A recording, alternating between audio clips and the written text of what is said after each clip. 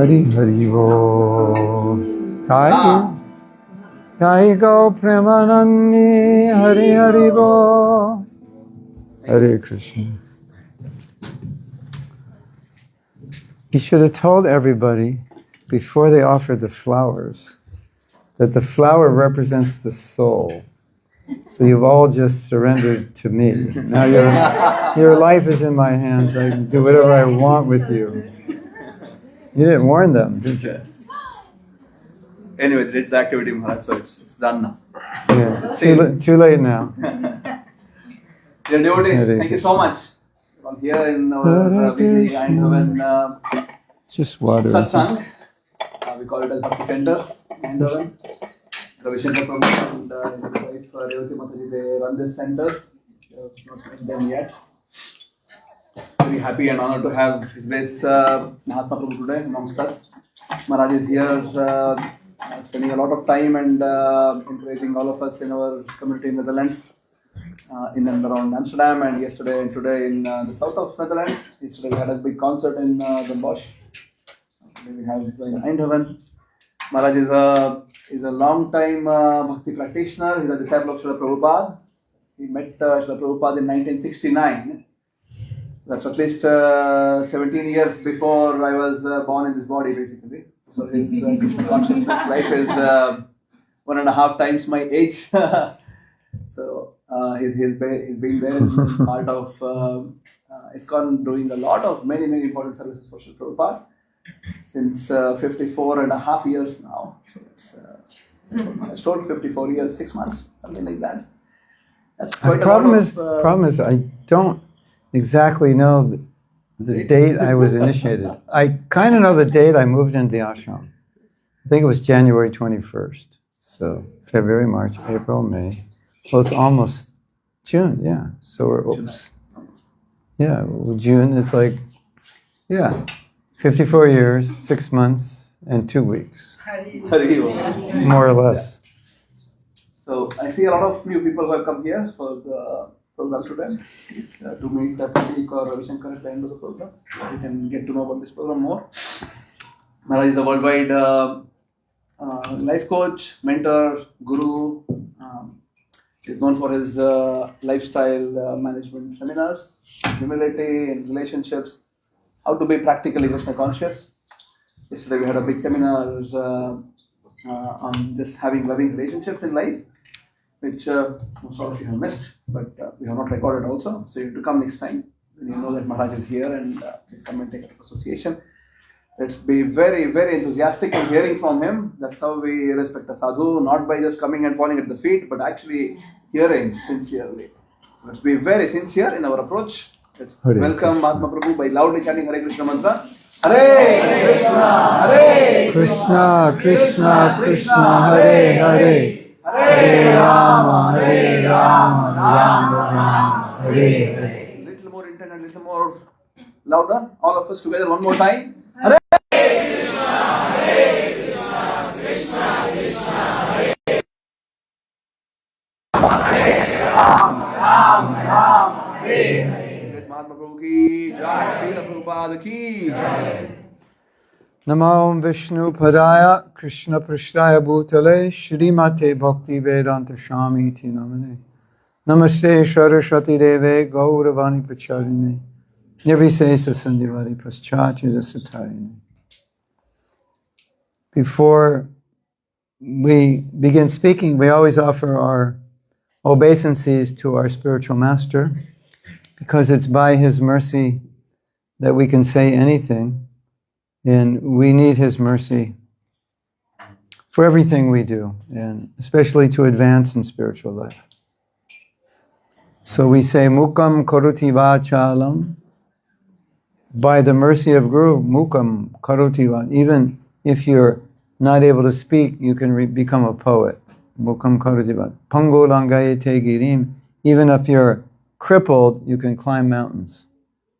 Yakripata Mahambande Sri Guru Dinatarina.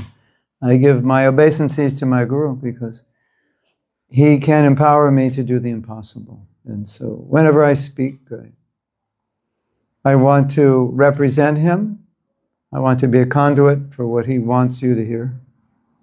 And then, Vanchakalpatarubhyascha kripa sindhubhyevacha patitanam pavanebhyo vaishnavebhyo namaha. Namo namaha. We pay obeisances to the Vaishnavas, all of us who are trying to be devotees. We offer respects to one another. So, by your mercy, I can say something. Hare Krishna. So, Nilambar Prabhu asked me to speak on verses 8 through 13 in the 13th chapter. These are the verses which describe the qualities of knowledge, and specifically, he wanted me to focus, is this correct, on the quality of humility, because I have studied this topic, humility. It's a very interesting topic. Very difficult, I think we all know, very difficult. And this verse describes what is knowledge, and it says the first item of knowledge is to be humble. And really what it's saying is, humility means I'm not trying to be God, I'm not trying to play God, I'm not trying to have people worship me, honor me, I'm not trying to be someone who's trying to control everything and everybody, because that's what Krishna does. Ishvara Parama. Parama Ishvara, right? He's the supreme controller. And we all know in our lives we try to control things sometimes we shouldn't control. Sometimes we try to control things we can't control, but we want to control them because we're frustrated, right? Have you ever tried to control something? It's like a car, you forgot to put the car in park and it's rolling down the hill. You want to control it, but obviously you can't. You're running after it. Stop! It's about to crash into a lamppost or something, It's like ridiculous, but we do that all the time. So, when Krishna is talking about humility, he's not just talking about let someone go in front of you, and when you see a devotee, you're very polite and so forth. It fundamentally means that I realize that trying to imitate God is a bad idea, and I'm going to stop doing it. That's like the main thing. The other thing we realize is that trying to understand who I am and trying to elevate myself and ultimately trying to get out of this world and learn to love Krishna, that's not something I can do on my own. I'm not capable. I'm not smart enough. I don't have the strength. It's impossible. So therefore, in the purport, Prabhupada talks about one of the items of humility is to accept a spiritual master for that reason, that I just have limited capacity to understand who I am. And a lot of people, I don't know if you think this way, but a lot of people say, well, why do I need a spiritual master? I just figure it out myself, right? I'm smart. To which I say, we've been in this material world for more lifetimes than our iPhone has the number for. When you use up all the zeros on your screen, you've been put that to the zillionth power, and you'll get an idea how many lifetimes. It's said that we've been in this world since time immemorial, which is another way of saying we've been here forever without beginning. We've just been here that many lives, right? So if I could figure it out, I've had enough time, way more than I need. It's like you're taking a test. Could you give me a little more time? Test takes half an hour. It's 3 hours later. You're asking the teacher for more time. Teacher knows something's wrong here. Like you don't need more time. You didn't study. You don't know the answers.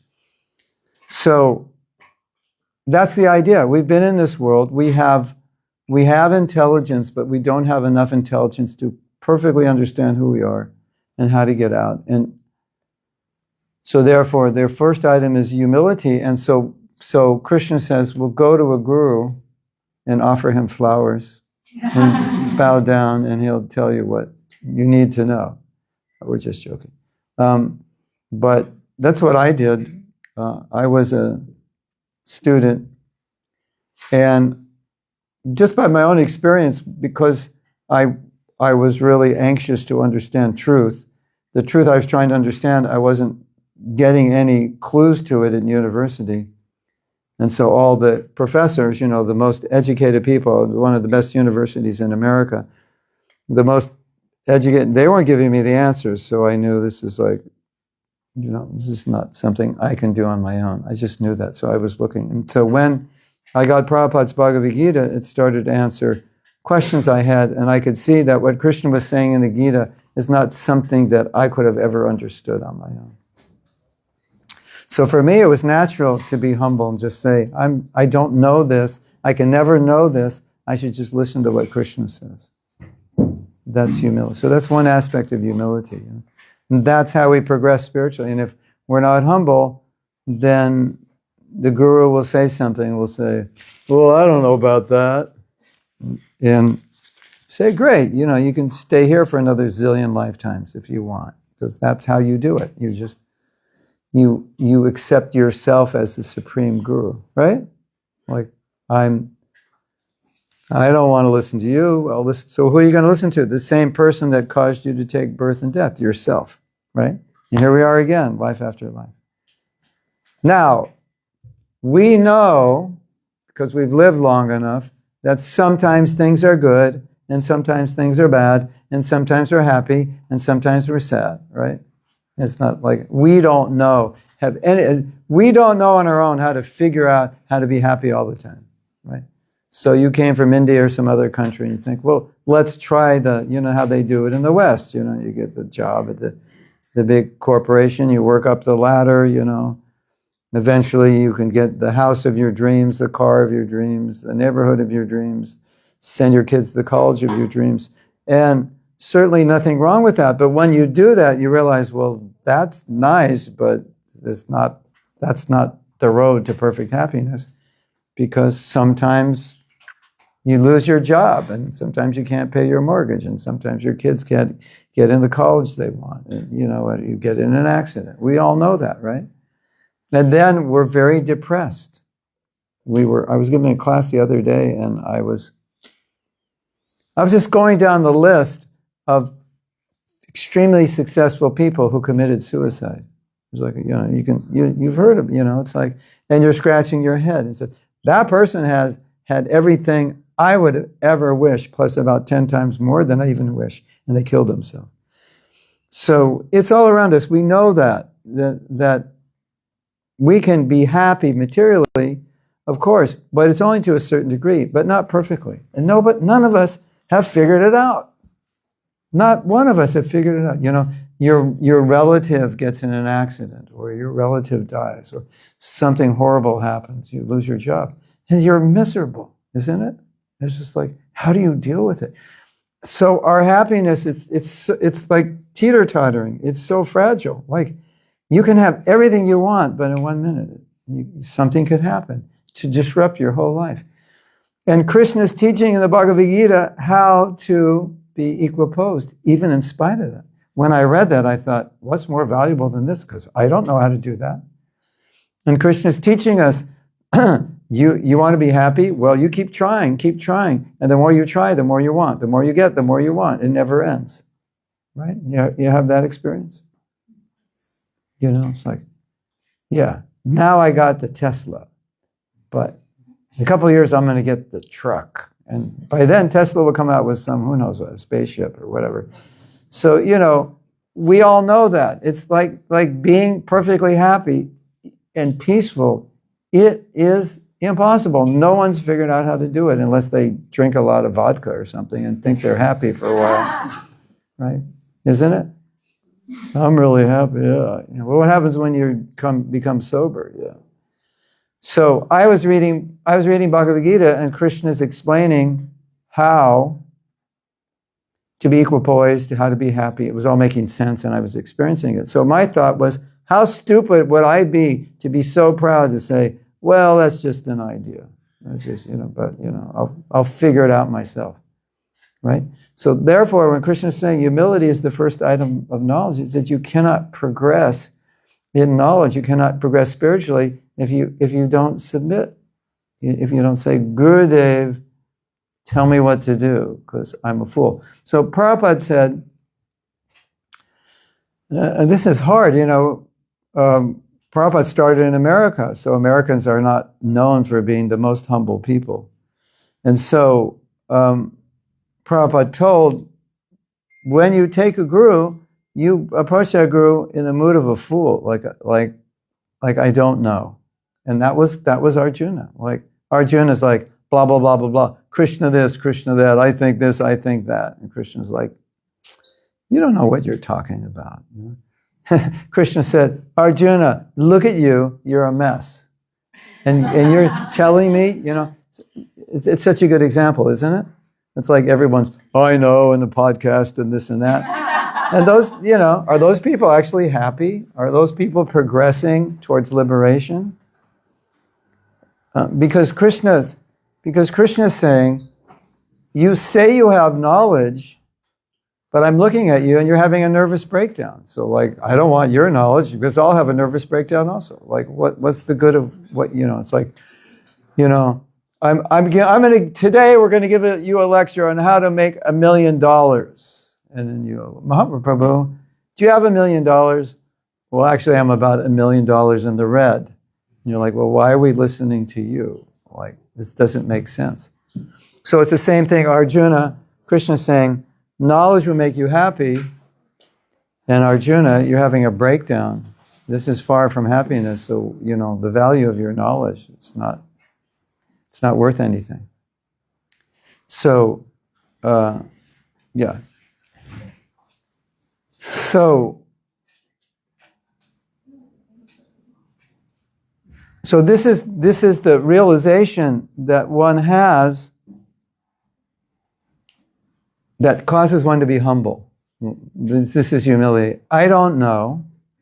And I don't know how to get myself out of the chains of birth and death. I have no idea. I don't know how to be happy. I don't know how to be peaceful. I don't know how to be composed when there's a disaster in my life. Right? So I'm reading Bhagavad Gita and I'm thinking, if you could learn how to become free from death, if you could learn how to be happy all the time, if you could learn how to be equipoised in happiness and distress, like what more could you ask for? This is the most valuable thing, isn't it? You could possibly get. I'm reading it and thinking, this is amazing. Like what more could you want than this? And you get it from Guru if you're just humble. But how many people are humble? Well, it's not easy, as you know. Have you tried to be humble? You know, you can fake it. It's easy to fake it. Yes, Prabhu, you're the greatest. I'm the worst. I'm so fallen. I'm so bad. You know, that's easy, right? But we're just doing that so people think, oh, Mahatma Prabhu is so humble. I'm just doing it to get glorification, right? I'm playing humble so I can be glorified as Mahatma Prabhu. He's so humble. And I hear everybody say, yeah, you know, see how humble he is. And I walk out and I'm feeling like super proud that you think I'm humble, right? So that's easy.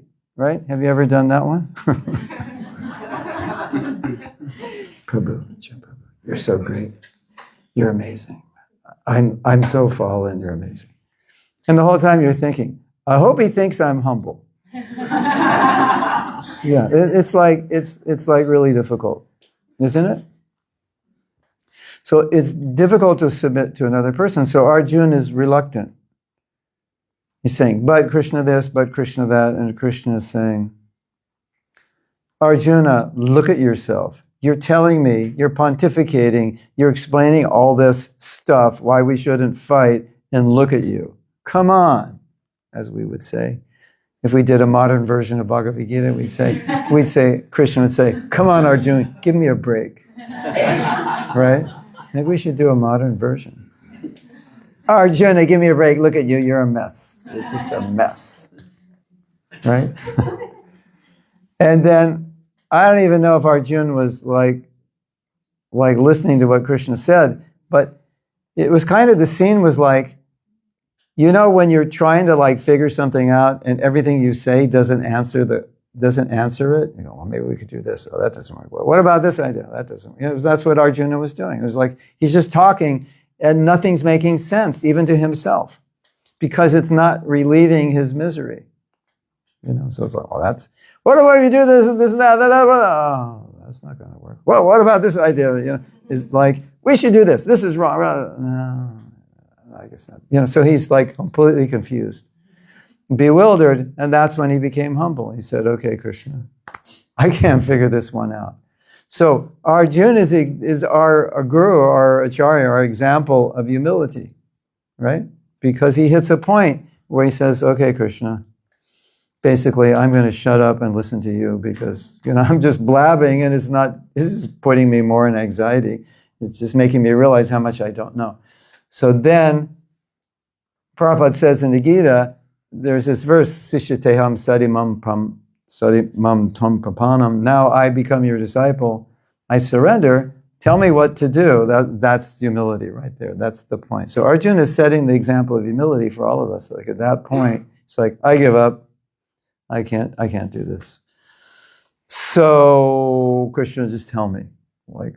So that's what humility is. And that's why it's so hard to be humble, because we all think we know so much, right? Yes? Yes.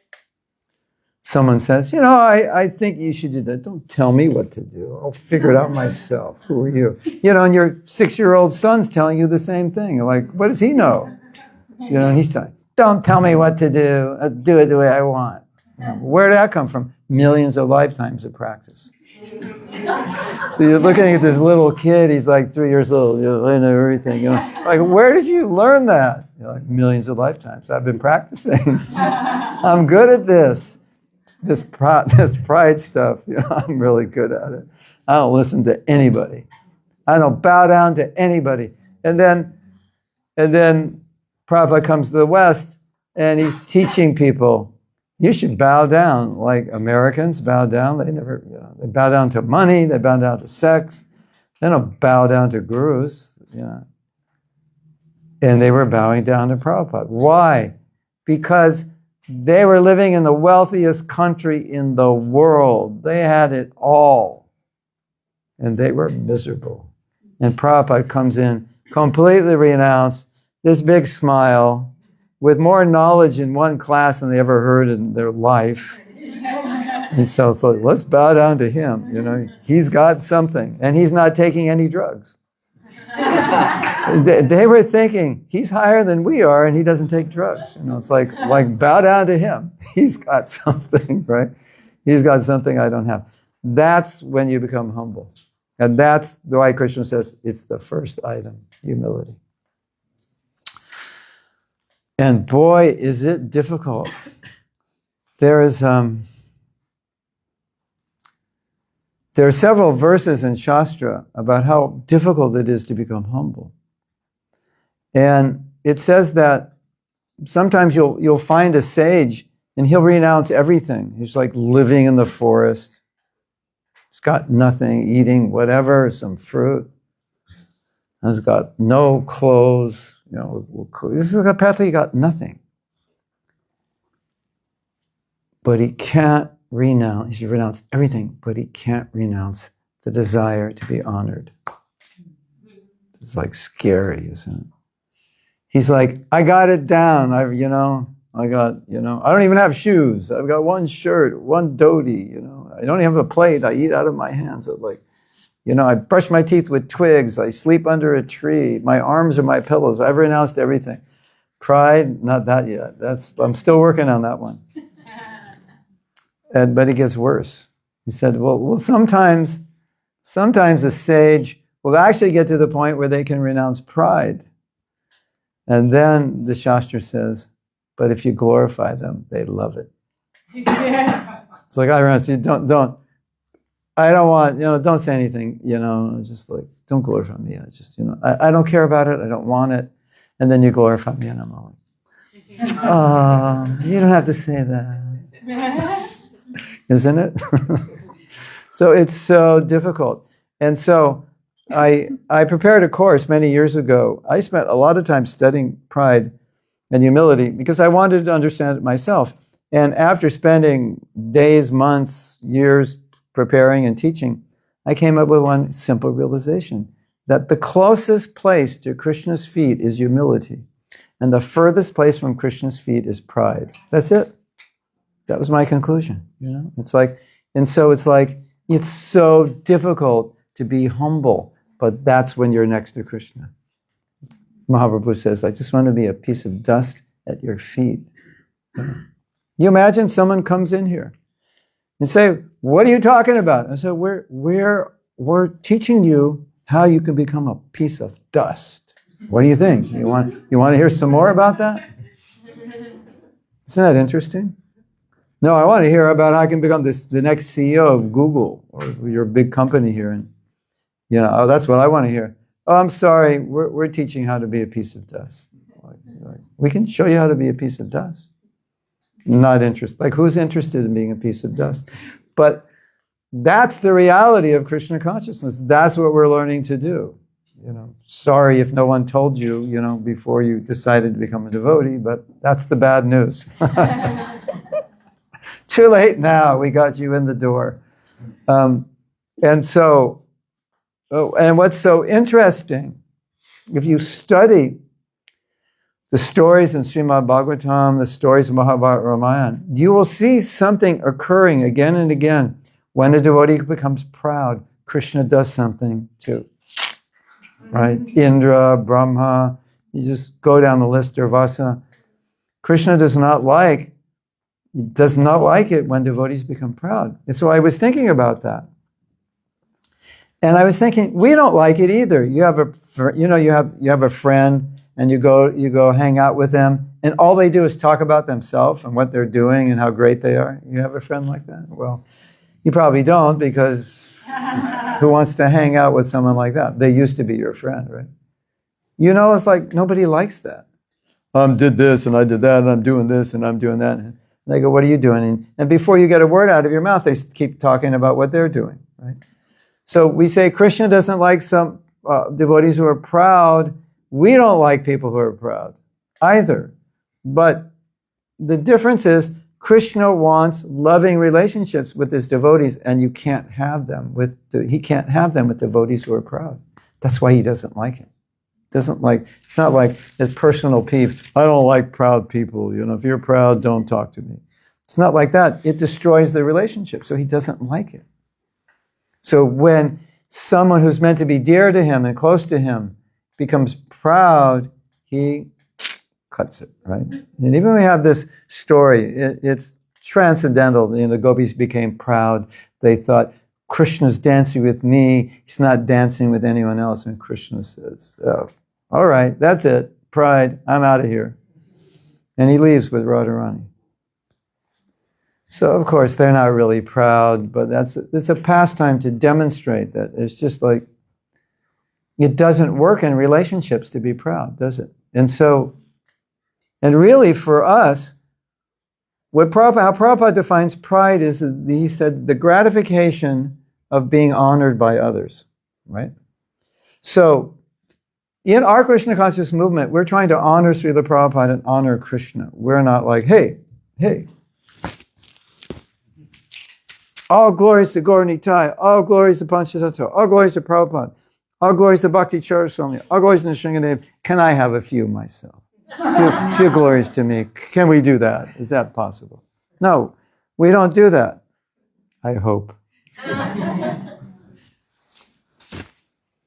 How about, instead of all glories to Prabhupada, how about 90% glories to Prabhupada, 10% for Mahatma? No, we don't say that. Do we? No. But that is the disease, right? We want the glories to come to us. It's all meant for Krishna. So the false ego, the pride, is like, I'm over here. Why are you worshiping Gaur Nitai? I'm over here. It's like, so we're competing in some way with God. And most of us don't consciously, nobody thinks I'm competing with God. The atheists are like, there is no God, so there's no one to compete with. Right? And other people, they may not believe in God, or they may not be that religious, but they don't think they're competing with God. And then Prabhupada comes along and says, yeah, you are. Because everything in this world is meant for his glory and his service, and you're grabbing it because you want to be in the center. Now, here's something you may not have thought about.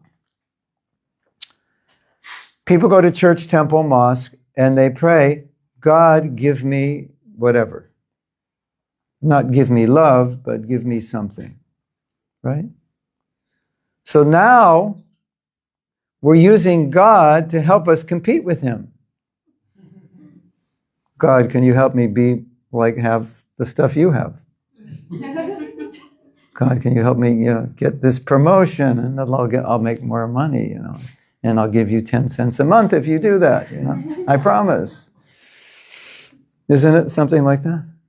So this is something we should understand, that we are in this world because in some way we're competing for attention, for accumulating the things that belong to Him and identifying ourselves as the owner of those. So that's why humility is so important. Yeah. Hare Krishna.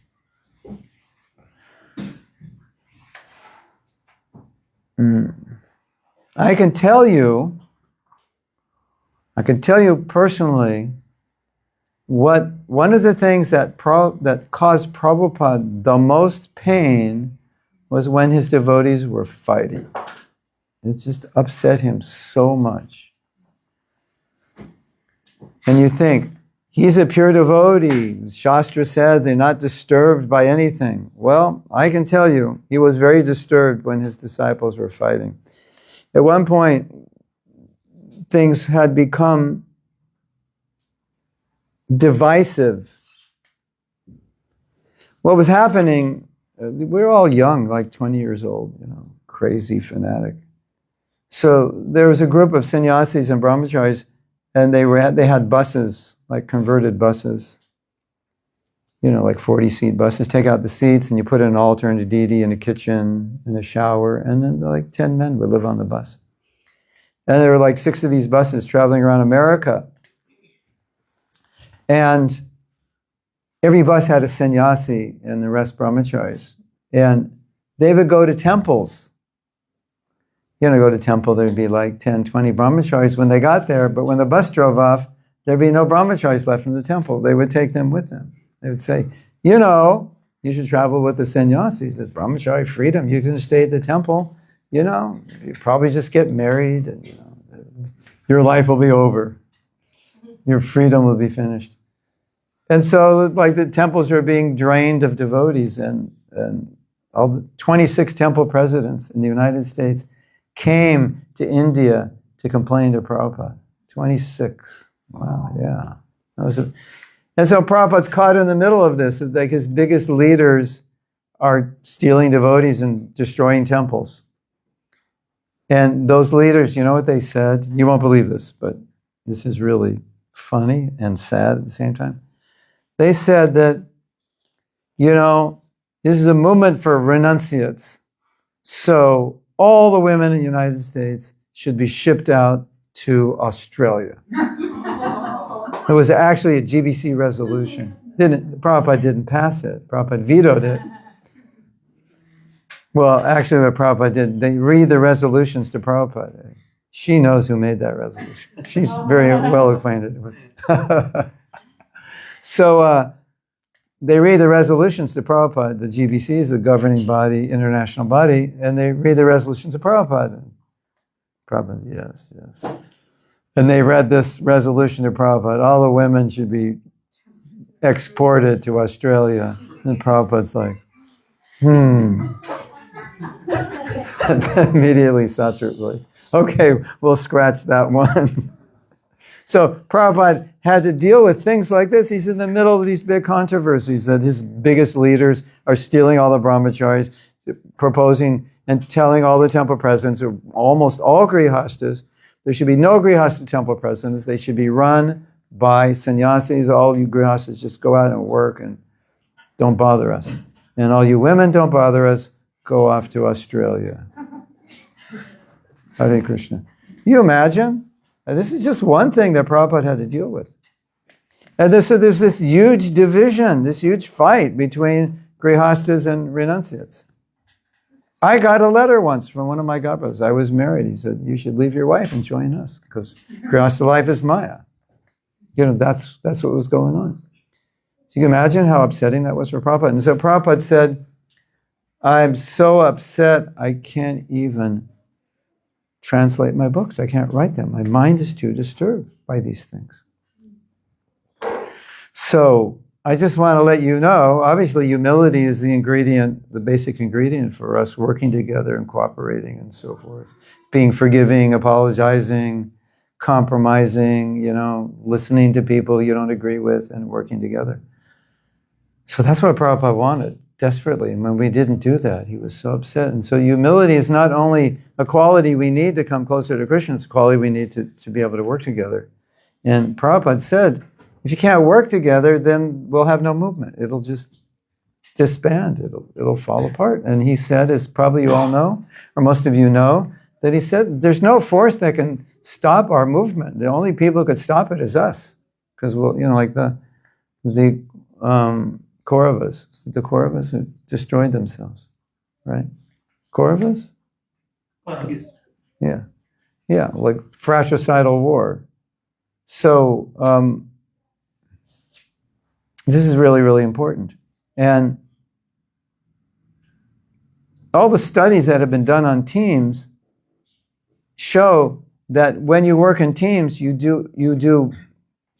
so much more creative, you're so much more productive, you're so much more everything in a team. And so, in the corporate world, they used to really focus on individual development, we'll help you improve individually. But they realized that's not the best way to improve your company. It's to work on teams. When teams work better, everything gets better. So obviously, and I read a book and they said, if you have someone on your team, they didn't say it this way, but basically they said, if you have someone on your team who's proud, who just wants to dominate, get rid of him because he'll ruin it. It's pride ruins everything, right? It ruins us, it ruins our teams and so on. So, the problem that we all face in becoming Krishna conscious is the qualities that are necessary to become pure are not always the qualities that we're attracted to. Okay, we're serving prasadam. Raise your hand if you'd like to be the last one in the line today. And I don't know if we have enough prasadam for everyone, and you might not get anything. Do you have any volunteers to be the last one in the line? It's not like everyone's, me. It's not like that, right? It's not, humility is not, it's not so easy. Now, in my class, I give an example. We do a big festival. You do Rath Yatra here? Yeah, you do Rath Yatra. Rath Yatra is a lot of work, isn't it? It's just a lot of work. And we never have enough people, and we always have more people than we have work, isn't it? We always have less money than we need, and less people than we need. It's and every temple I've been in has less money and people than they need, no matter how many people and money they have, because we always want to do things bigger than we have. I don't know. Something is always like that.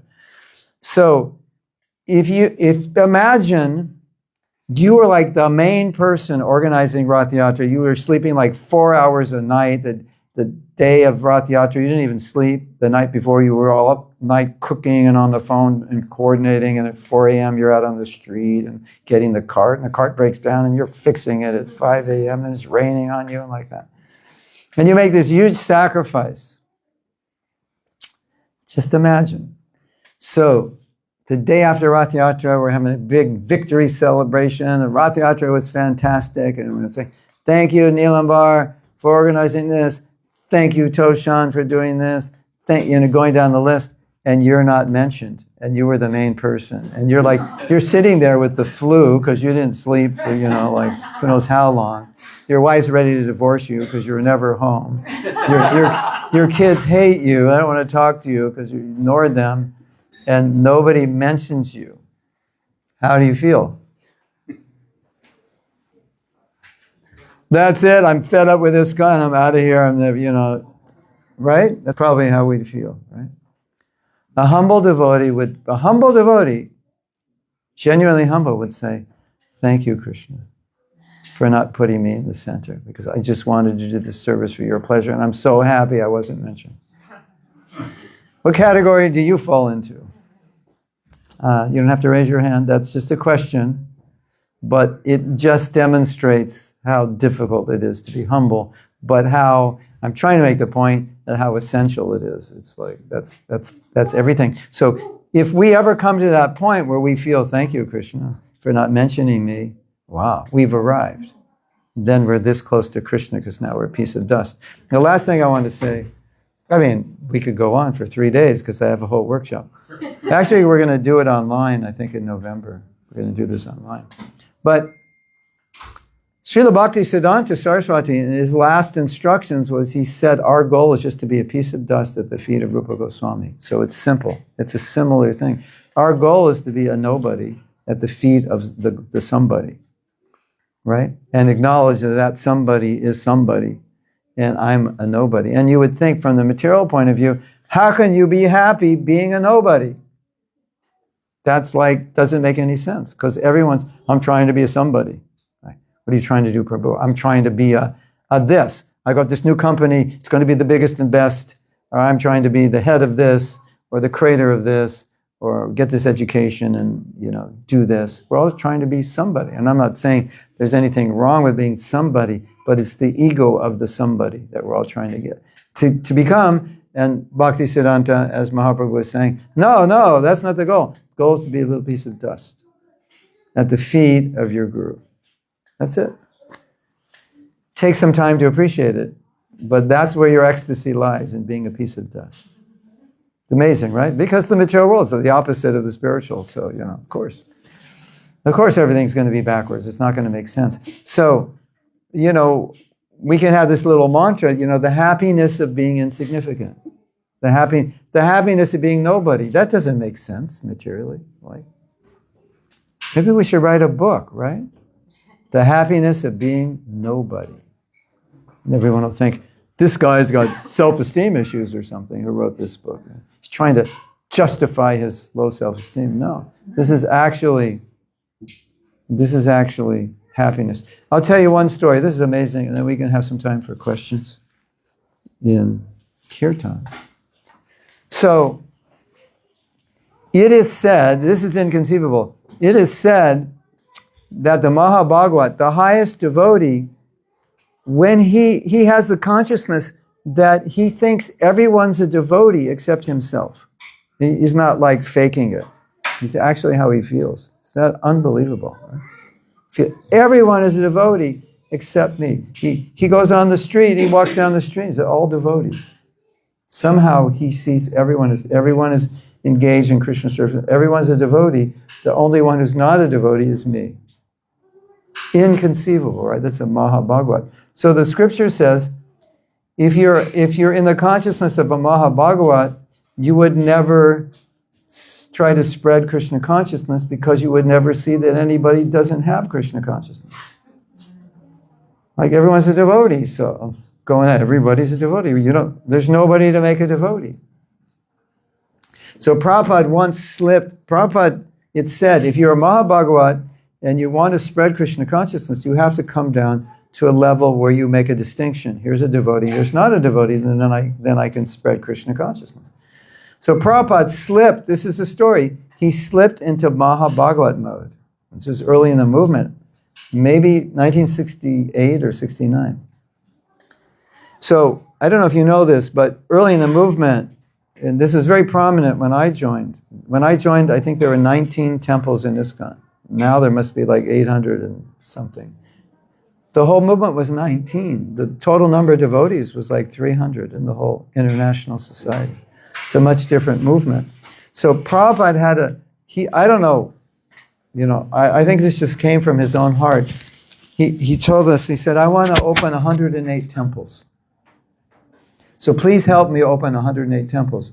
So when I joined, 5 months after I joined, I was sent on a mission to open a new temple, because that's just what you did. You'd make devotees, and then you'd get enough to send 4 devotees out. And, we're all like a year. I was 5 months. The oldest was maybe 2. And we go out and start a temple. So Prabhupada, he said this many times, but this one time he said,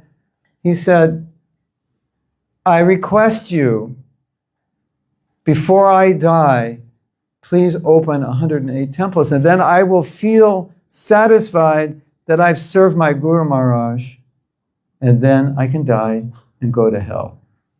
Can you imagine? Could you imagine sitting there, hearing Prabhupada say that? Devotee said, Prabhupada, you're not going to hell, you're going to Vaikuntha. He said, no, you are going to Vaikuntha. I'm going to hell. Slipped into Mahabhagavat, right? That's how a pure devotee thinks. Like everyone's better. And from the material point of view, you would think, if I think everyone's better, I'll be depressed. I'll have no self-confidence, no self-esteem. This is like a different universe. Devotee said, Srila Prabhupada, if you're going to hell, we're going with you.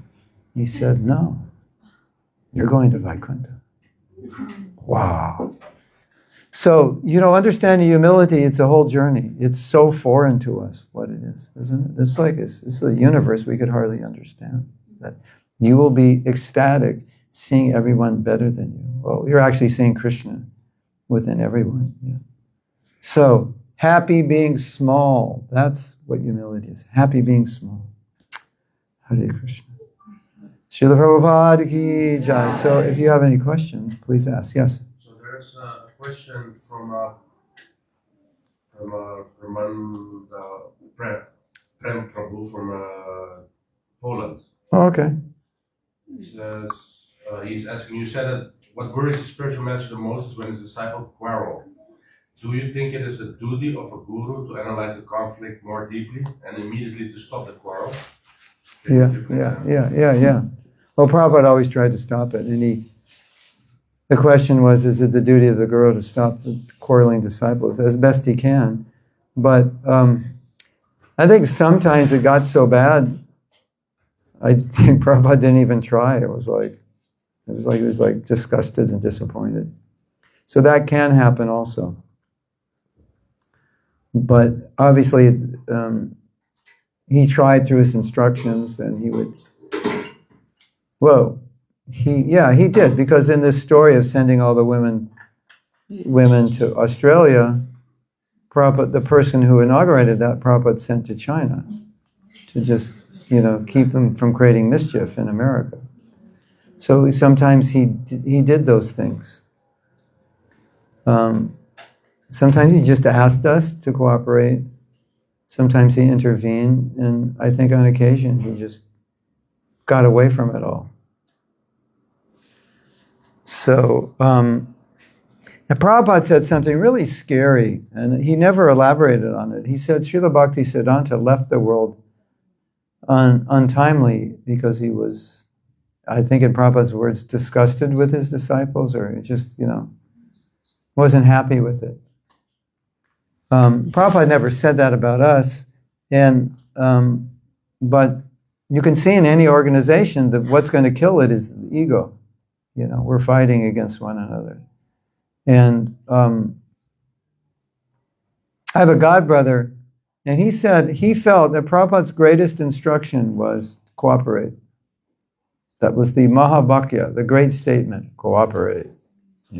Because if we don't cooperate, what's the good of everything else? We'll destroy ourselves. So if you study Prabhupada's teachings, you will see that there's ample teachings on why we should cooperate, how to cooperate, how important it is for the success of this movement, and you will see how much he was practically begging us to cooperate. And so it made an impression on me, and sometimes I don't feel like cooperating, but I do because I know that will please Prabhupada.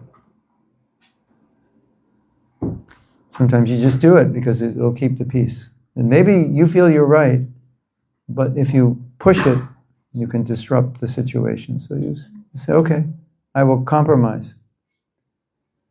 Sometimes that's what you have to do, to keep the peace. And so, human nature, Kali Yuga, division. Yeah, Bhakti Swami told a story. He had a dream of Prabhupada. Will Krishna consciousness movement spread? The disciples are fighting and we're not getting along well enough, it doesn't seem. And he said, something to the effect that, this Kali Yuga, this is the fighting Kali Yuga. This is the time. He said it'll get better in the future. And then Prabhupada said, this is also kind of scary. We should take it seriously. He said, after Srila Bhaktisiddhanta left, his disciples had a fallout. They disagreed on certain things, and it broke the movement up. He said, but you, my disciples, you're already fighting, and I'm still here. He said, they didn't fight when he was here. They fought after he left. You're fighting. So it was a concern. And a beautiful thing that Prabhupada said that I think is so important. Sometimes devotees would complain, this devotee's doing this, it's not right, etc. And rather than get into this like thing where we're judging and criticizing, Prabhupada would just tell the devotee, then just behave, just act the way you want. The way you want this devotee to act, well, just act that way. Because what better thing can you do than be the change you want to see? Because yesterday we told the story. A devotee was sitting on a seat, and the devotee who was giving the class was sitting on the floor. And there were some people in front of that devotee sitting on low chairs. And the devotee said, that's disrespectful. Those people sitting on chairs in front of the speaker because the speaker's lower. And then he looked at himself. He said, oh my God, I'm sitting on a chair myself.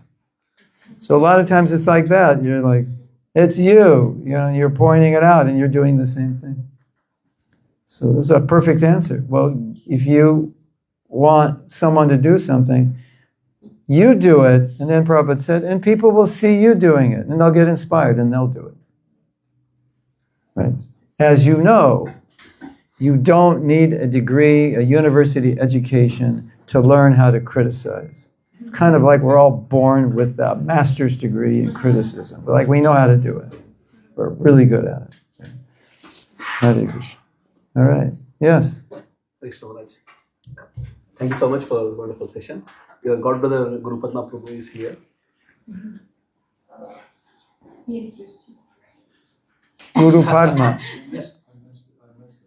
He said, your god brother Guru Padma is here. You're being introduced. We've never met, have we? We never met. I don't think so.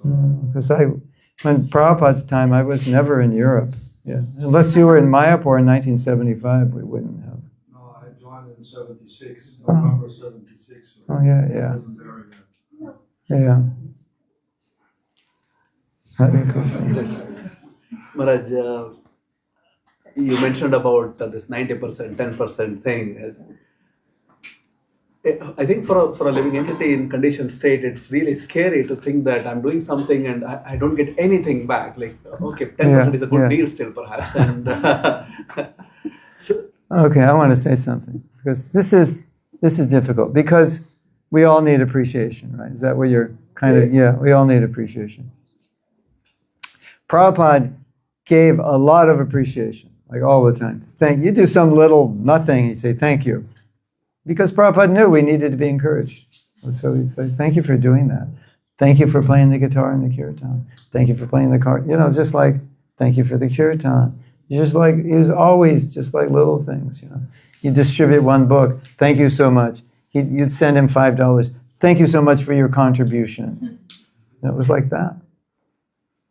But he wasn't catering into the pride. That's a different thing. He was catering, he was generating enthusiasm to serve, not because we wanted to be honored by Prabhupada, but we wanted to please him, and he was letting us know, you've pleased me, this is good. And so, one of the problems when you talk about humility, and I'm glad you brought this up, is that one of the 6 human needs, according to Maslow, is to feel some purpose in life, like you mean something, right? So, you know, humility could be interpreted as like leading you into suicidal tendencies, my life's useless, you know. Isn't it? And so, we see the example that Prabhupada was not shallow in giving appreciation, but he was also good at cutting down people's pride as well. He could appreciate and cut your pride down at the same time, right? So, significance is one human need. I need to feel that my life has meaning, right? And so if I appreciate you, you're inspired. Thank you, Neelam Bar. You're doing a really good job. Keep it up. I really appreciate it. It does not necessarily going to make you proud. It's just going to make you feel like, oh, I guess it's worth continuing. You know, if I come somewhere and someone says, well, that was really nice. Thank you for doing that.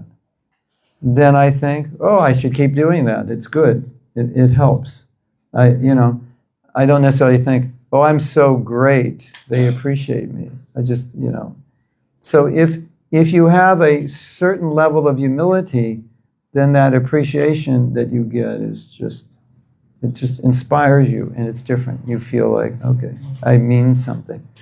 So like sometimes young devotees would say, you shouldn't appreciate other devotees because they'll become proud. Right? But, you appreciate others, they become inspired. Right? Yeah? And sometimes even if someone's proud and you appreciate them, it makes them humble. Doesn't it? It's like... So, but Prabhupada didn't want us to be motivated by pride. That's the thing. I want to be motivated. I want to please all of you. I've come here. I want to share what I know so it helps you. And if you say, thank you, that was really nice, then I feel like, oh, that was good that I came here. Because I'm not coming here to show off. I'm not coming here to impress you. Because if I'm coming here to impress you and you don't say, Mahatma Prabhu, you are amazing, I'm never coming back again. I don't like you. You are all useless. I'm going to go somewhere else where I get, some really good quality praise. Because that's what I live for, right? And so, living for praise is a contamination to our relationship with Krishna. Because I should serve Krishna for his pleasure. And if you say, I like what you're doing, then that makes me feel like Krishna's happy. And so I feel happy. Now, is that what you were getting at? Something like that. So now, there's a story. It's so funny. Prabhupada had a disciple named Guru Kripa. Guru Kripa, he became a devotee in San Francisco when I was there. And we all his name was Dr. Greg, but we kind of called him the gangster because he looked and acted like a gangster. Still kind of does if you meet him. Anybody know Guru Kripa? Ever met him? He was like, he's funny. He's like funny and heavy and, I don't even know if I can even describe or imitate. But he was kind of like, his mood was like, what are you doing for Prabhupada? I'm collecting all this money, I'm doing all this, you're nothing. You're just like, called you a pooper. What did he call you? I forget, like a pooper, What did he say? It was like very derogatory. Sannyasi, 25-year-old sannyasi. And if you saw his face, you'd like, oh, yeah, this guy should play a gangster in a movie. It's like he has a perfect face, isn't it? Yeah, you know him. Yeah, it's like if you see him, it's just like, yeah, he's like gangster material, like. Yeah. And so he was a little proud, and Prabhupada was always cutting him down. Like nobody. Maybe your Guru Maharaj, Tamal Krishna Maharaj, got cut down a bit. And Guru Kripa also. Like when he saw the pride there, he just cut him down. So when Guru Kripa, he decided that he would raise all the money, or as much money as he could raise, to build a Vrindavan temple. Because Prabhupada said, I want to build this temple. My disciples are not raising the money. So he said, I'm going to raise the money. And he took like 12 men to Japan. And they went on the streets raising money, collecting donations, like 12 hours a day. It was a real yajna. So this is 1974 probably. So he came back with a suitcase or a briefcase, $108,000 in the suitcase. And here is Srila Prabhupada. Prabhupada didn't say anything. He said, okay, you can go. And then like the next, he counted it up and he said, Prabhupada, the next day he said, You gave 108,000. Why not 109,000? Like just always like. It's like doing what Krishna did to Indra or Brahma. It's just so sometimes when Prabhupada was so encouraging to everybody, but if he saw a devotee who was proud, it's like. One time he woke up Guru Kripa at 1 a.m. He said, Guru Kripa, what are you doing? He said, Prabhupada, it's 1 a.m., I'm sleeping. Prabhupada said, why are you sleeping? What's wrong with you? He said, well, Prabhupada, I'm tired. Why are you tired? I'm awake, writing books. Why are you not awake, writing books? Well, Prabhupada, I'm not a pure devotee. Why are you not a pure devotee? That's how he dealt with him, just like, because Guru Kripa was tough, and Prabhupada was like, Prabhupada was being a bigger gangster, so to speak, than Guru Kripa. It was just like. So, Prabhupada would do whatever was best for the disciples, and generally, from what I saw, the appreciation was really inspiring. But it was just so we could know that Prabhupada was pleased. Yes, not that I'm the greatest, Prabhupada said. Look at this letter, that means I'm better than all of you. If Prabhupada sensed that, he wouldn't appreciate you. He would chastise you. Hare Krishna.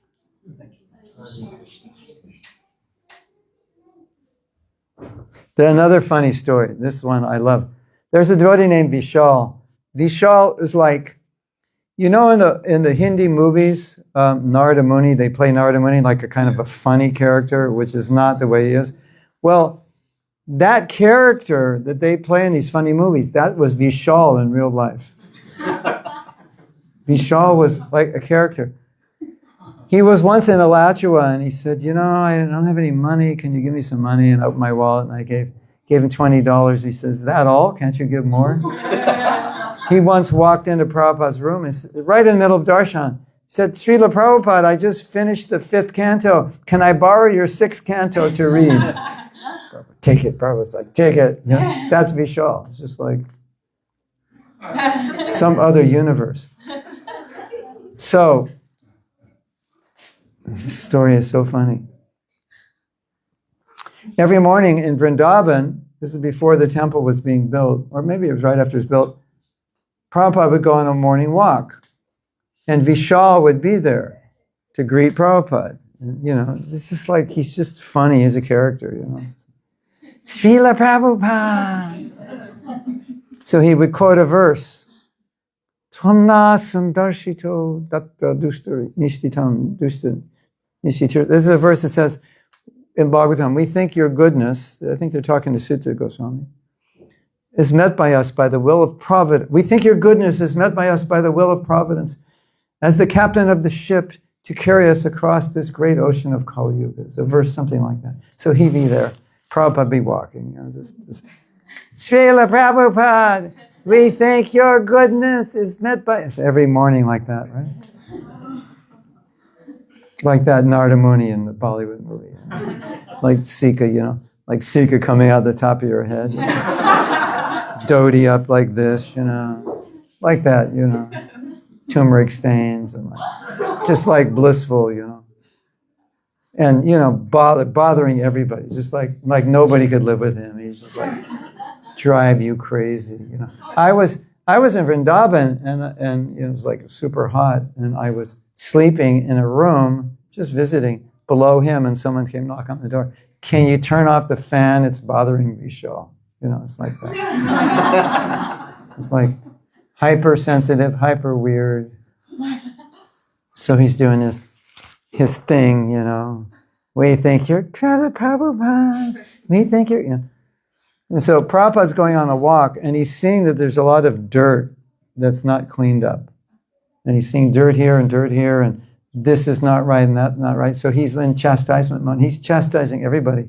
And when Prabhupada's on a morning walk, in chastisement mode, everybody kind of, instead of walking to the front of the line, they walk to the back of the line because they know whoever Prabhupada sees, they're going to get the sauce.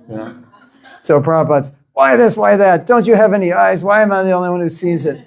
Oh, Prabhupada, we're so blind. Why are you blind? You know, like that. And then he comes across Vishal. Srila Prabhupada. And Prabhupada, why don't you do something useful? So, you know, sometimes Prabhupada would chastise because we needed it, you know, and we needed to be humble. Okay, your question. Krishna Maharaj, thank you for the lecture. So yeah, I have a question. So yeah, we try now to develop this humility. Yeah. But let's say in corporate settings, in business settings, Yeah. you need to act completely opposite in order to, let's say, be promoted. Yeah. You need to make yourself visible. And I also noticed that people that are kind of humble in those settings, they're not really recognized. So Yeah, also it's a good in order question. to really promote yourself there, it also makes it difficult in, let's say, out of work settings to be humble. Yeah. So how to approach? Well, in my meditation on this question, which I get all the time, I think perhaps our definition of humility is not correct. Because one of the best examples of humility is Arjuna when he picked up his bow and started fighting. That's when he became humble. And when he put his bow down and wasn't fighting, he wasn't humble. But it seems the opposite, right? Because according to our definition of humility, he was really humble when he put his bow down. He says, I'm not going to fight on my account. And Krishna's saying, yes, you are. No, I'm not. Yes, you are. No, I'm not. You are. And finally, Arjuna says, yes, I am. That was when he became humble. When he started shooting arrows, he was humble because he was now listening to Krishna. So with just a straight vanilla definition of humility, it wouldn't seem like that's humble. But we understand. Well, he is doing what Krishna wants, that's humble. Right? He's humbling himself to Krishna. So maybe we're defining humility in the workplace as something like being weak or something. So that's one thing to consider. Another thing to consider is that Prabhupada said, let's say somebody came in this room and attacked one of the devotees, right? So Prabhupada said, at that point, when this person is attacking, that verse, Trinadapi, Sunichena, be more humble than a blade of grass, you can put that verse on the pause button and, take care of him. Because this person is harming another devotee, we should protect him. But if I think, well, I have to be humble with the wrong definition, then, it's like, no, I don't think you should do that. That's not a good idea. Could you stop punching him? No. You're just going to go up to that guy and pull him up by the t-shirt and say, throw him in that tree and say, don't come back. There's more waiting for you. And now you can come back and be more humble than a blade of grass. But it's not that you were not humble when you were doing that. It was just the application. So Prabhupada was joking. He said, forget Trinadapi, just take care of business. So it's a different way of defining humility. And but I do have a realization about the corporate world, which is really interesting, which I want to share with you. Two things which I'd like to share, which are really interesting. One is, when you're in a corporate environment that's very rajasic and tamasic, then what you're saying is true. Humility, the sattva qualities may be looked down upon. But a lot of corporations now, at least in America, are very sattvic. And I was talking to Vaisheshika, and he said, because he lives in Silicon Valley, he gets to speak at some place called Salesforce or something. So he said, he'd go in there kind of like the self-development guru. And they're like, no, we don't want that stuff. We want the spiritual stuff. Just give us the straight spiritual stuff. Isn't that interesting? And so my realization, even before Vaisheshika Prabhu told me this, was that when you're saying, if we're humble, it doesn't work, I said, you've got a really bad culture. If sattvic qualities are looked down upon, that's a very toxic culture, in my opinion. And Vaisheshika said, not just this company, there are many, many companies that understand these sattvic qualities. So, about 3 years ago, this is so important for all of us. About 3 years ago, this guy came up on YouTube who I knew. His name is, I can't remember. And you may not even know him because he's American. And he's Brian Tracy. His name is Brian Tracy. So he's a corporate guru. He's a self-development guru. He's really well known. And he just trains, corporate people. So this little, 1 minute clip comes up. And he said, in the corporate world, they're realizing now the number one quality of a leader is humility. And I almost fell off my chair. I said, really? Because I would say that, and I would say that, and it would fall on deaf ears. Like, what do you mean? And then he explained it. He said, because if a leader is humble, he will listen. He will take feedback. I was like, wow, they finally got it. So that's why I said your culture is toxic if you think, the way you move up the corporate ladder is to push other people down. That's a toxic culture. And that company's like, who wants to work for a company like that? And then I did some research and they found that lots and lots of people would rather take less pay and work for a company with a better culture than work in a toxic culture. Although, listen to this one. This is amazing, talking about humility. They did a survey and they asked people, they said, would you take $100,000 a year salary if everyone in the company was making $200,000? Or would you take a $50,000 a year salary if everyone in the company was making $25,000? And you're thinking, well, that's a no-brainer, the $100,000. Most people took the $50,000 because their ego didn't want to be below. I think for most of us, because we have some degree of humility, we think, those are the stupidest people walking on the face of the planet right now. But that's what ego does. That people feel better, more confident if they can be on a higher position than you. Wow, what a weird culture we've created. Yes? What if you find it difficult to estimate your own progress in humility or in spiritual life in general? Yeah. You just cannot really see where am I at. Prabhus, I just wanted to let you know, I've done a self-analysis and I've realized I'm really humble.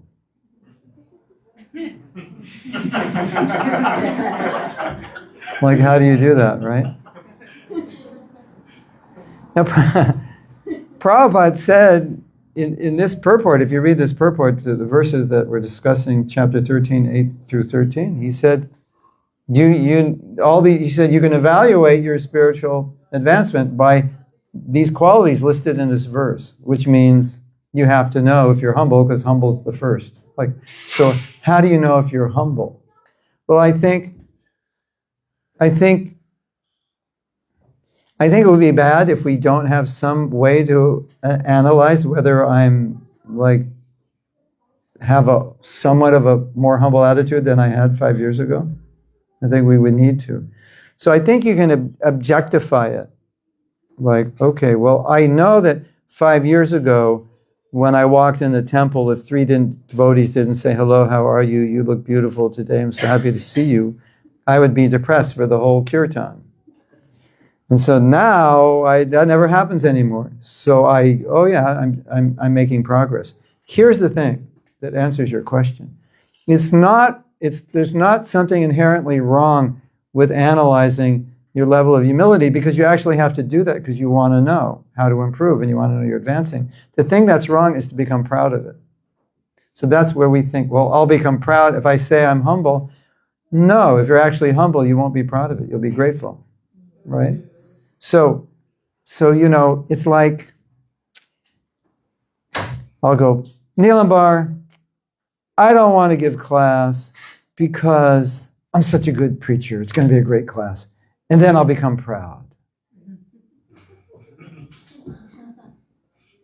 To that, so if someone told me that, I would say,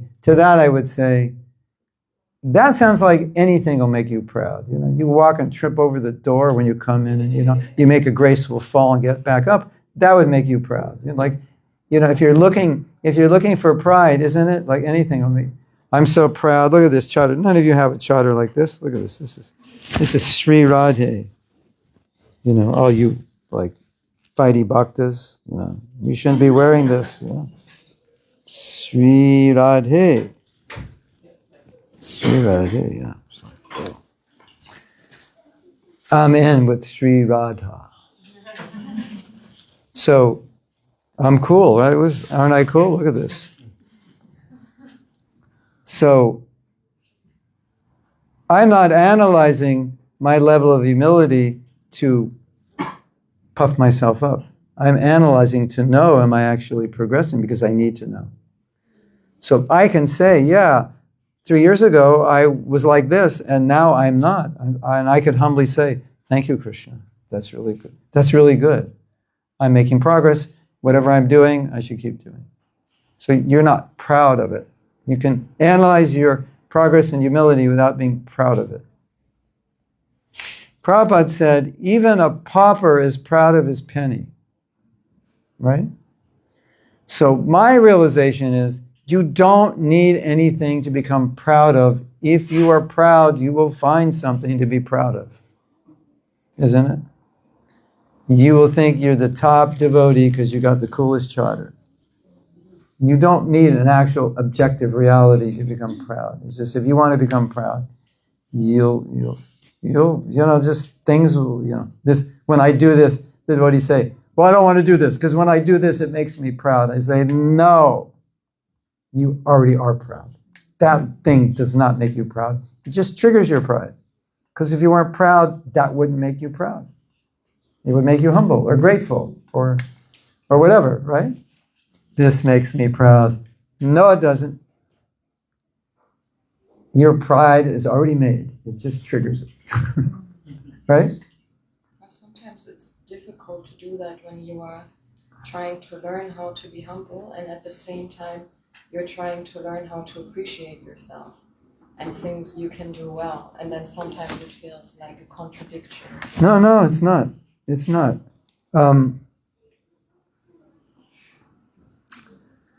You appreciate yourself and say, thank you, Krishna. I know I can lead nice kirtans. It's like objectively obvious. People tell me that. People are dancing. They like it.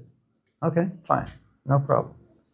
And pride is not a problem, as long as it's not a problem.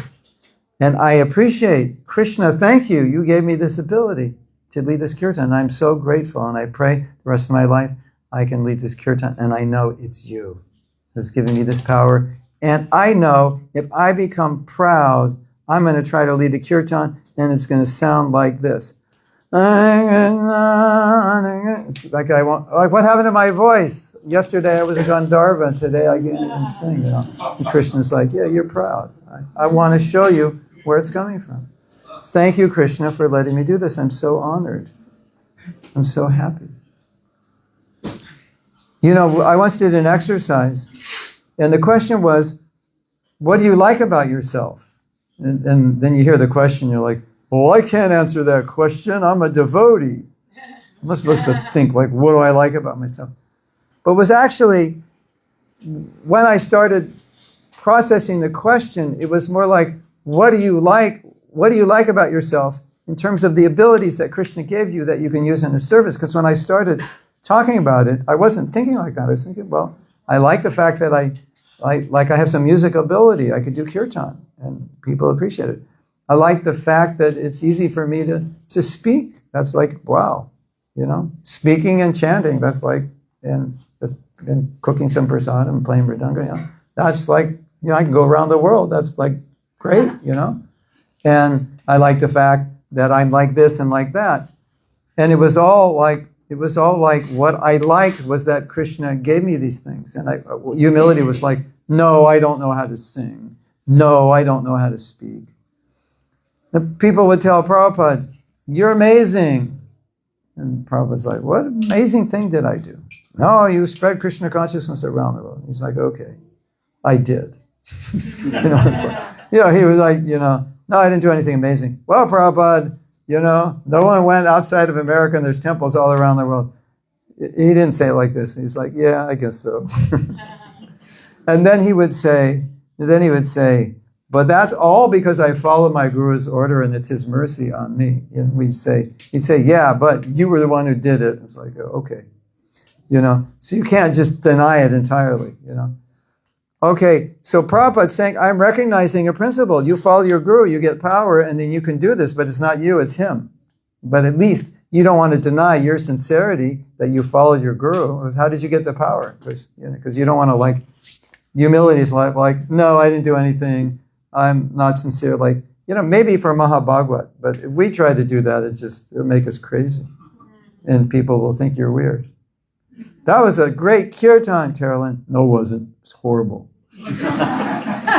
Terrible. I don't know how to sing.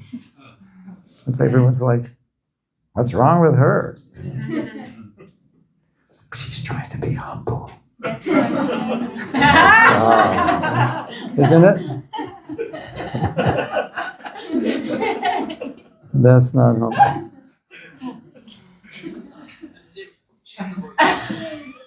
Maybe you can go to go Amsterdam for.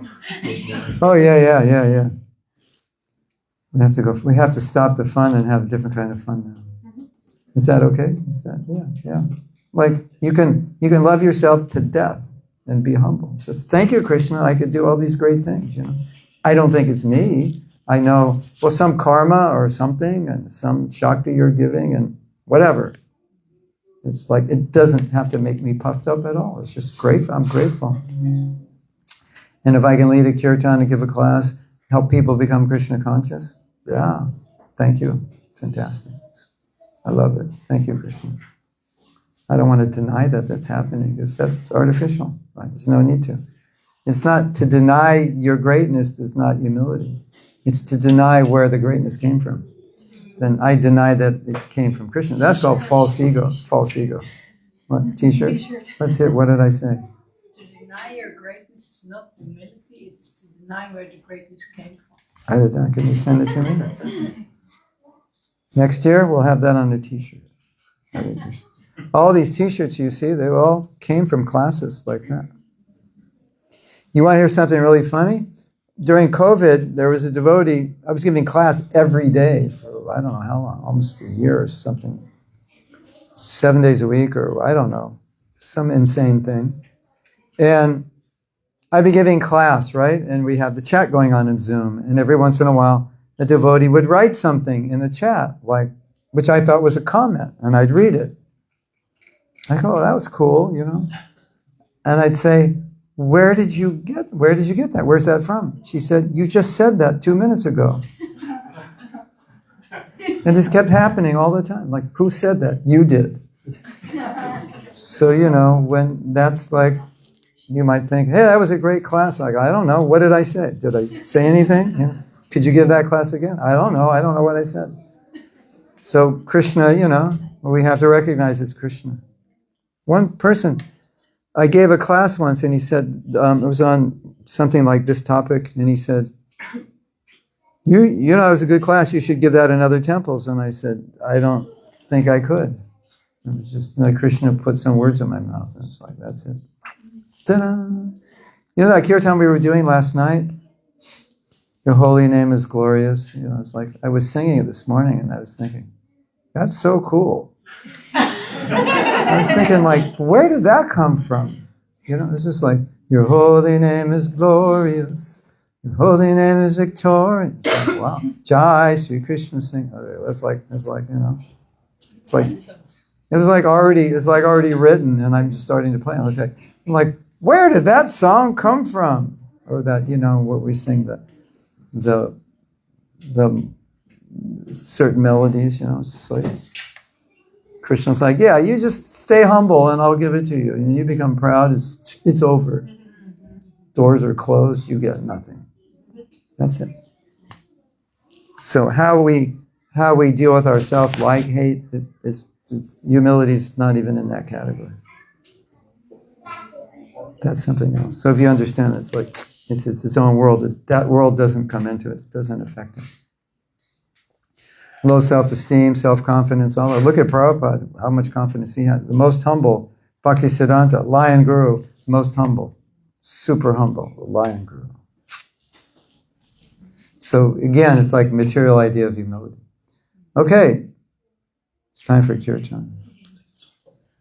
Thank you very much. Srila Prabhupada ki jai, Sisi Gaur Nitai ki jai, Kai Go Premanandi, Hari Hari. Mahatma Prabhu ki jai. Gauranga, Nityananda, You can do Arati. Maharaj says Kirtan. Krishna. She will do Arati when you sing. Okay. Krishna. Yes, my Maharaj, we can move a little bit here. She can stand here and worship. There it is. Krishna, Krishna.